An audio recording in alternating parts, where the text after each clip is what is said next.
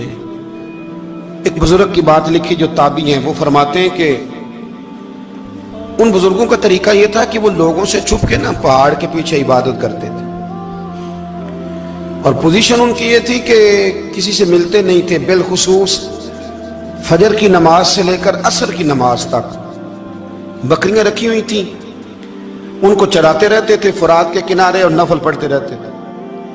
اس وقت کو ملنے بھی نہیں آتا تھا۔ ایک شخص بڑی دور سے ان کی شہرت سن کے آیا، میں نے تو ملنا ہے۔ لوگوں نے کہا وہ اس وقت نہیں ملتے، ناراض ہوتے ہیں۔ اس نے کہا اللہ کا بندہ ہے نا، ناراض ہو بھی جائے گا تو لمبا ناراض رہے گا نہیں، اللہ والے جلدی راضی ہو جاتے ہیں۔ پہنچ گئے۔ اب وہ بابا جی نماز پڑھ رہے تھے تو کہتے میں نے عجیب منظر دیکھا کہ بابا جی فرات کے کنارے نماز پڑھ رہے ہیں اور ایک بھیڑیا ان کی بکریوں کی حفاظت کر رہا ہے۔ کہتے میں حیران رہ گیا کہ بھیڑیا تو بکریاں کھایا کرتا ہے اور یہاں چرا رہا ہے۔ کہتے میں جب گیا تو بابا جی نوافل میں مشغول تھے، مجھے دیکھ کے کہنے لگے اس وقت کیوں آئے؟ میں نے کہا حضور اگر آ گیا ہوں تو پھر مہربانی کرے قبول فرما لیں۔ میں بیٹھ گیا تو میں نے کہا حضور یہ بھیڑیا بکریاں چرا رہا ہے، بھیڑیا اور بکریے کی صلح کب سے ہو گئی؟ تو فرماتے ہیں لمبی تقریر نہیں، ہلکا سا جملہ۔ فرمانے لگے جب سے بکریوں کے مالک نے رب سے صلح کر لی ہے نا، تب سے بھیڑیوں نے بھی بکریوں سے صلح کر لی ہے۔ بکریوں کے مالک نے رب سے صلح کر لی، گناہ چھوڑ دیے، اس کی فرما برداری میں آ گئے۔ اب پھر اسے بکریاں چلانے کی ضرورت نہیں رہی، بکریاں نہ اب بھیڑیا چراتا ہے۔ کہتے ہیں میرے اوپر کپ کپی طاری ہو گئی بزرگوں کی بات سن کے، اور مجھے پیاس لگی اور خواہش آئی کہ پتہ نہیں اب بابا جی کچھ کھلائیں پلائیں گے بھی کہ نہیں، بابا جی کچھ کھلائیں گے بھی کہ نہیں۔ کہتے میرے دل میں خیال تھا تو بزرگوں نے نا ایک لکڑی کا پیالہ، ان کے پاس وہ غار میں بیٹھے تھے تو ایک چھوٹا سا پتھر تھا، اس کی ڈھلان بنی ہوئی، بابا جی نے اس کے نیچے لکڑی کا پیالہ رکھا، وہ رکھا ہی تھا تو وہ دودھ سے بھر گیا۔ کہتے انہوں نے مجھے دیا تو ٹھنڈا اور میٹھا دودھ، میری طبیعت خوش ہو گئی۔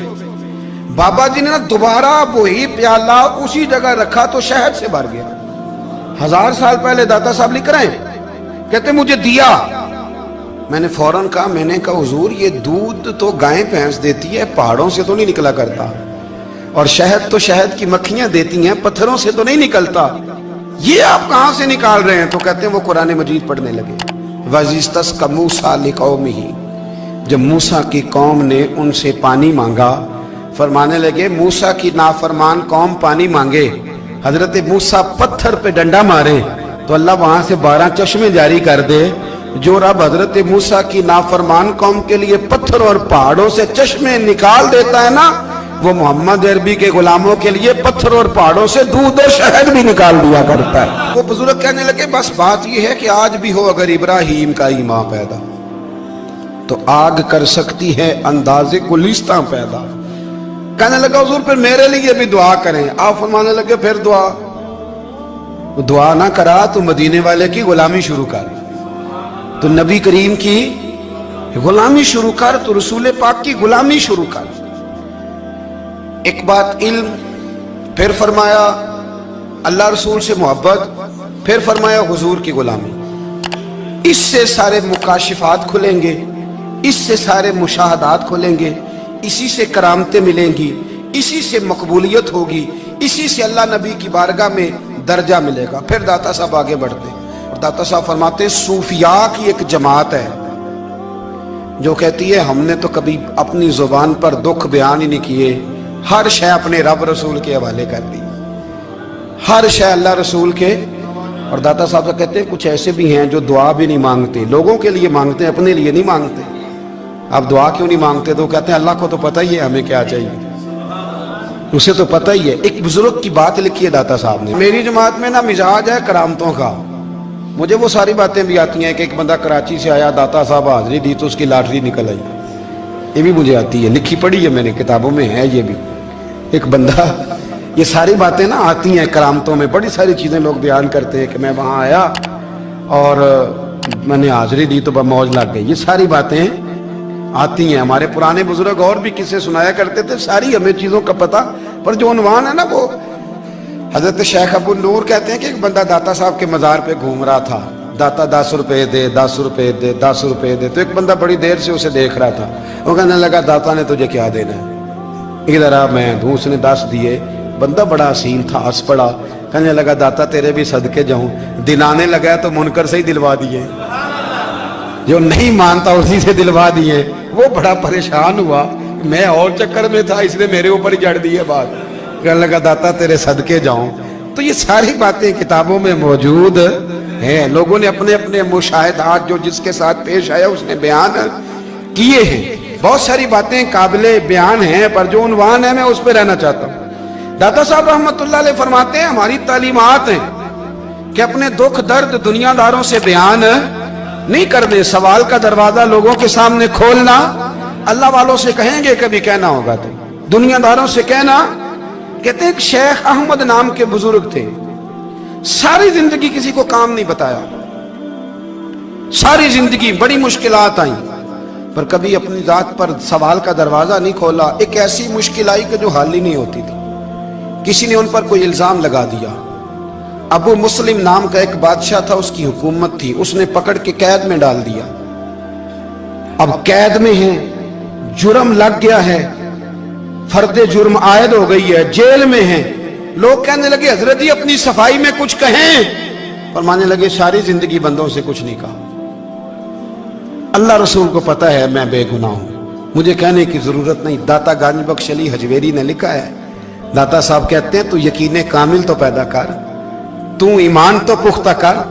दाता साहब कहते हैं वो अबू मुस्लिम जो बादशाह था वो नेक आदमी था, उसे रात को ख्वाब में नबी करीम की ज़ियारत नसीब हुई, और हुजूर सैयद आलम सल्लल्लाहु अलैहि वसल्लम फरमाने लगे तूने अल्लाह का एक नेक बंदा जेल में डाल दिया, डर नहीं आता, वो तो बेगुनाह है। बादशाह आधी रात को खुद उठा। दादा साहब फरमाते हैं किसी गार्ड को नहीं भेजा, पुलिस वाले को नहीं भेजा, जेलर से नहीं, खुद गया, जाके जेल का दरवाजा खोला, दरवाजा खोल के उस दरवेश को आजाद किया। कहने लगा बाबा जाओ, मुझे पता चल गया बेगुनाह है।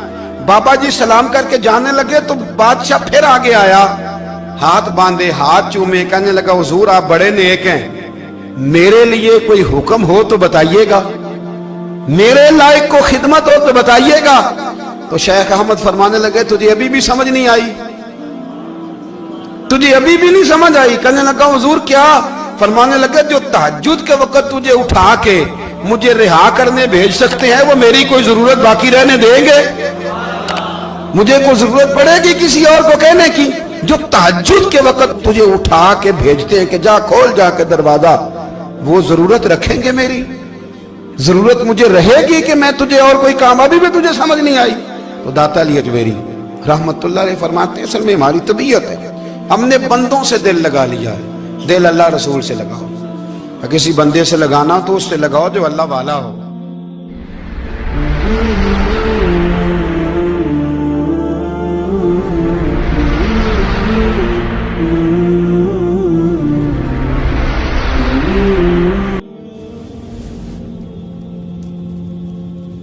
ये वाला रंग तेरे अंदर कोई नहीं।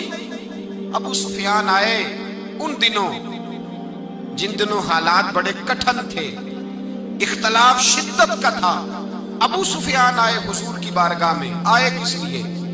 मक्के में कहत पड़ गया है, बारिश नहीं होती। उधर उस समामा बिन असाल यमामा कबीले के सरबराह कलमा पढ़ के मुसलमान हो गए। सारी गंदम उस कबीले से आती थी। समामा कहने लगा तुम मेरे मुस्तफा को नहीं मानते, कोई गंदम नहीं, भाग जाओ। एक बारिश कोई नहीं, दूसरी गंदम कोई नहीं। अबू सुफियान तड़प के दरे रसूल पे हाजिर हुए।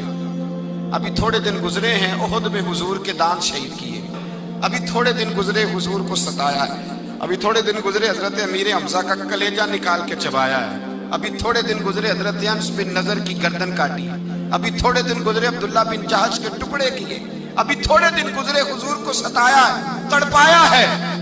पर हजरत अली शेर खुदा फरमाते मैं मानने वाला उस रसूल का हूं, इसके दांत शहीद हो गए। ओहद के अंदर सारी दाढ़ी लहू से भर गई। फरमाते मैं रो पड़ा और मैंने कहा महबूबा अब नहीं मुझसे बर्दाश्त होता, दुआ करें अल्लाह इन पे अज़ाब नाज़िल करे। उठाए हाथ, आप दुआ करेंगे तो अल्लाह तबारक व तआला दो पहाड़ियों में पीस डालेगा।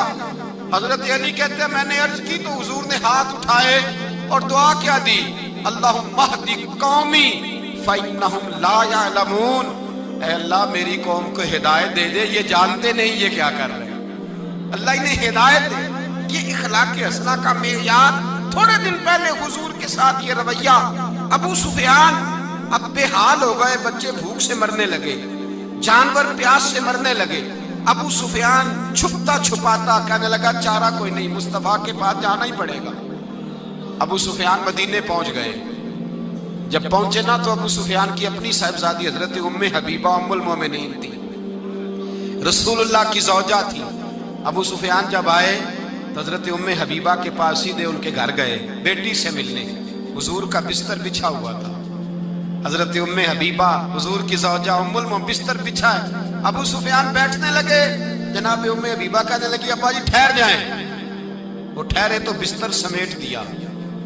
کہنے لگے بیٹی شاید تیرے گھر میں کوئی قیمتی بستر نہیں, غربت چھپانے کے لیے بستر سمیٹ رہی ہو. جناب ام حبیبہ کہنے لگی ابا تو مسلمان نہیں نہ ہوا, ابھی تیری سوچ کافروں جیسی ہے. تو یہاں آ کے کھڑا ہونا جہاں میں کھڑی ہوں, پھر تجھے رسول اللہ کی محبت کے رنگ کا پتہ چلے. تو ابھی کھڑا وہاں ہے جہاں تجھے کفر ہی کفر سنائی اور سجائی دیتا ہے. بستر اس لیے نہیں سمیٹا کہ معاذ اللہ کم قیمت تھا, میں نے اس لیے سمیٹا ہے کہ تو نجس ہے, ناپاک ہے, ابھی کلمہ نہیں پڑھتا. اور یہ اس رسول کا بستر ہے کہ جو بستر میں موجود ہوتے ہیں تو جبریل امین قرآن لے کے تشریف لے آتے ہیں. ذرا وجود اس قابل نہیں کہ یہاں بٹھایا جائے. نبی پاک صلی اللہ علیہ وسلم کی بارگاہ تک ابو سفیان آئے. ابو سفیان کہتے ہیں مجھے امید نہیں تھی, ابھی سوچ نہیں نہ بدلی تھی. کہتے مجھے امید نہیں تھی, میرا خیال تھا وہ شکوے کریں گے, شکایتیں کریں گے, وہ کہیں گے تم نے بھی تو بڑا کچھ کیا ہے نا. ابو سفیان کہتے ہیں میں قربان جاؤں, میں نے یہ رنگ دیکھا تو مدینے کی فضا ویسے ہی بڑی ٹھنڈی تھی, لیکن مصطفیٰ کریم کے ساتھ جب میں نے بات کی تو میرے وجود پر گریہ طاری ہو گئی, میرے اوپر کیفیت طاری ہو گئی, میں تڑپنے لگا. کہتے ہیں میں نے کہا محبوبہ میں آیا ہوں, آپ کا کلمہ پڑھتے ہی سمامہ نے گندم بند کر دی ہے, بارشیں رک گئی ہیں, مکے کے لوگ بھوک اور پیاس سے مرنے لگے ہیں. محبوبہ بیٹیاں روتی ہیں, یا رسول اللہ مائیں ان کی چھاتیوں میں دودھ خشک ہو گیا ہے, بچے بلکتے ہیں. ابو سفیان کہتے ہیں میں دشمن تھا, سارے مکے کے لوگ دشمنی کرتے تھے, لیکن جب میں نے یہ لفظ کہے نا اچانک میری نظر اٹھی تو مصطفیٰ کریم کی تو آنکھیں آنسو برسا رہی. کہتے میری بات بھی مکمل نہ ہوئی, حضور نے پہلے رکا منگوایا سمامہ کے نام, فرمایا پہلے تو انہیں غلہ اپنی مرضی سے دیتا تھا, اب تیرے نبی کا حکم ہے کہ پہلے سے بڑھ کر تو انہیں غلہ دینا ہے. اور پھر میرے مصطفیٰ نے ہاتھ اٹھائے. او بھائی مشکل ہوتا ہے, مشکل ہوتا ہے, سگے بھائی کے لیے لوگ دعا نہیں کرتے, کہتے میرا شریکہ ہے. ساس بہو کے لیے بہو ساس کے لیے دعا نہیں مانگتی, کہتے اختلاف ہے, لوگ لوگوں کی زندگی نہیں مانگتے, بیماری میں شفا نہیں مانگتے. ابو سفیان کہتے ہیں آمنہ کے لال تیرے قربان جاؤں. حضور نے ہاتھ اٹھائے اور کہا اے اللہ مکے کی سنگلاخ پہاڑیوں پہ بارش برسا, اے اللہ کھیتیاں ہری کر دے, اے اللہ ماؤں کی چھاتیوں میں دودھ بھر دے, اللہ عورتوں کو تازگی دے دے, بچوں کو رانائی دے دے, پھلوں پھولوں کو تازگی دے دے. ابو سفیان کہتے پہلے حضور رو رہے تھے, اور جب نبی پاک کی دعا دیکھی تو میں نے رونا شروع کر دیا, میں نے رونا شروع کر دیا. کہتے واپس آیا تو وہ احساس کہ یار یہ میں کس شخص سے مل کے آیا ہوں, یہ کس قسم کے آدمی سے مل کے آیا ہوں, یہ کیسا رنگ ہے, یہ کس قسم کا انداز ہے کہ جس کو میں پتھر مارتا رہا وہ میرے لیے دعائیں لے کے بیٹھا ہوا ہے, جس کو ساری زندگی ستایا ہے وہ میرے بچے کے لیے روتا ہے, میری بیٹی کے لیے اس کی آنکھ میں آنسو ہیں, وہ ہمارے لیے تڑپ رہے ہیں. میرے بھائیوں, ابو سفیان کہتے ہیں پھر دوسرا جلوہ میں نے تب دیکھا جب حضور مکے آئے, اور میں تو آخر تک لڑنے آیا تھا نا, حدیبیہ تک. کہتے ہیں جب رسول پاک مکے آئے اور حضور نے اعلان معافی کیا تو بنتا تو یہ تھا کہ مجھے سزا ملتی, لیکن میرے مصطفیٰ کریم نے فرمایا جو ابو سفیان کے گھر میں چلا جائے گا میں اسے معاف کر دوں گا. کہتے ہیں میں نے کہا یہ میرے لیے کس قسم کی سزا تجویز کی ہے کہ میں عمر بھر دشمنی کرتا رہا اور یہاں رنگ عجیب ہے. حضور نے میرے لیے ہی اعزاز لکھ دیا, فرمایا جو ابو سفیان کی حویلی میں داخل ہو گیا میں نے معاف کیا. ابو سفیان کہتے ہیں پتہ نہیں کتنے پردے تھے جو اٹھ گئے, پتہ نہیں کتنی منزلیں تھیں جو طے ہو گئی, پتہ نہیں کتنے جلوے تھے جن کا نظارہ ہو گیا. اور میں نے غور سے چہرہ دیکھا تو میری آنکھوں سے پٹی اتر گئی اور مجھے عبداللہ کے یتیم بیٹے کے پیچھے محمد رسول اللہ کے جلوے نظر آنے شروع ہو گئے۔ اخلاقی قدریں جب موجود رہتی، یہاں تو لوگ مرے ہوئے شخص کو مارتے ہیں، یہاں تو سڑک پر کتنی گراوٹ ہے اور کتنا گر گیا ہے اخلاق ان لوگوں کا، ایکسیڈنٹ ہو گیا ہے، ٹرین کی پٹری سے اتر گئی ہے، چیخ و پکار ہے، آہیں ہیں، تڑپنا ہے، رونا ہے، سسکیاں ہے، ماں کا بازو کٹا ہے پر وہ چیختی ہے ذرا میرے بیٹے کا پتہ کرو، باپ کی آنکھوں میں ریت پڑ گئی ہے پر وہ تڑپتا ہو میرا بیٹا تھا، چیخ و پکار ہو رہی ہے۔ پر ظلم ہے اس قوم کا کہ جو بچانے والے آئے ہیں وہ پہلے آتے ہی ان کی جیبیں ٹٹول رہے ہیں، ان کے بٹوے دیکھ رہے ہیں، گری ہوئی عورتوں کے، یہ آپ اٹھا کر دیکھیے اخبارات، عورتوں کے گری ہوئی عورتوں کے کانوں سے بالیاں نوچی گئی اور ان کے کان تک کٹ گئے۔ یہ اس قوم کا حال ہے۔ اقبال کہتے ہیں جنہیں آتا نہیں دنیا میں کوئی فن تم ہو اور بیچ کھاتے ہیں جو بزرگوں کا کفن تم ہو۔ تم وہ لوگ ہو جو کفنوں پہ سودے کرتے ہو، جو قبروں پہ سودے کرتے ہو۔ یہ لوگ تجارتیں کرتے ہیں، اخلاقی پستی کا یہ عالم کہ لوگ قبروں پہ سجدے کرتے ہیں، بیٹے بیچ کے دہیز خریدتے ہیں۔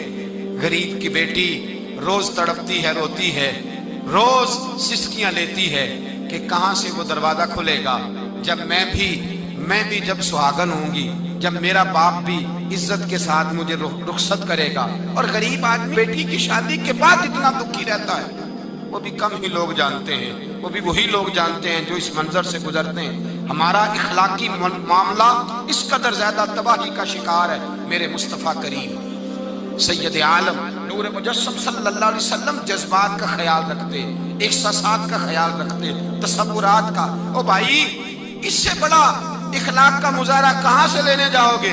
کہ آمنہ کے لال فرماتے ہیں میرا دل کرتا ہے نماز لمبی پڑھاؤں، نماز اللہ کی نماز، دل کرتا ہے لمبی نماز پڑھاؤں، میں لمبی لمبی سورتیں تلاوت کروں، میں کھل کے رب کریم کا قرآن پڑھوں، میں اللہ تبارک و تعالیٰ کے قرآن مجید کے ذائقوں میں کھو جاؤں۔ لیکن حضور فرماتے ہیں نماز میں کسی بچے کے رونے کی آواز آتی ہے، کسی بوڑھے کی ہائے کی آواز آتی ہے، کسی بیمار آدمی کی ہائے کی آواز آتی ہے۔ نبی پاک فرماتے ہیں میں اللہ کی نماز چھوٹی کر دیتا ہوں، اللہ کے بندوں کا خیال کرتا ہوں۔ میں رب کی نماز چھوٹی کر دیتا ہوں، رب کریم کے بندوں کا خیال کرتا ہوں۔ خدا کے بندے تو ہیں ہزاروں، بنوں میں پھرتے ہیں مارے مارے، میں اس کا بندہ بنوں گا جس کو خدا کے بندوں سے۔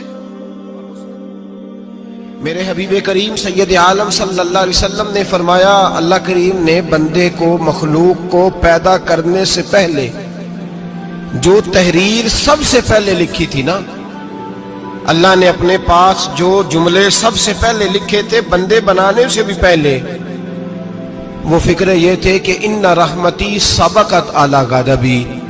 رب کریم نے لکھا تھا بے شک میری رحمت زیادہ ہے، میرا غضب زیادہ نہیں ہے۔ اس نے لکھا تھا کہ میری رحمت ہمیشہ میرے غضب پر غالب رہے گی۔